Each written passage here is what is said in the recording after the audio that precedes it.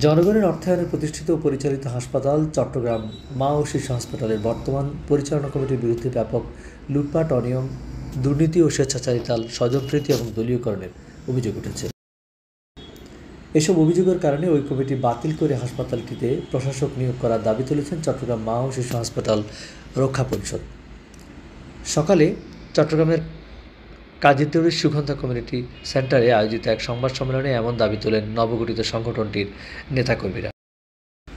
একই সাথে স্বজনপ্রীতি সহ সংস্কার ও গঠনতন্ত্রে সংযোজিত কালো আইন বাতিল করে নির্বাচন চায় তারা।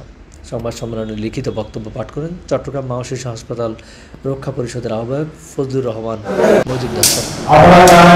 কিছুদিন পূর্বে নির্বাচন তফসিল ঘোষণা করা হয়েছিল, যারা কিন্তু আমরা নির্বাচন তফসিল বাতিল করতে সক্ষম হয়েছে। যেহেতু দ্বিতীয়বারের মতো আবার নির্বাচনের তফসিল ঘোষণা করা হয়েছে, আমরা নির্বাচন লেভেল প্লেইং ফিল্ড তৈরি করতে গেলে গঠনতন্ত্র নিয়ম নীতি সংস্কার করা হাসপাতালের সাথে খুবই গুরুত্বপূর্ণ।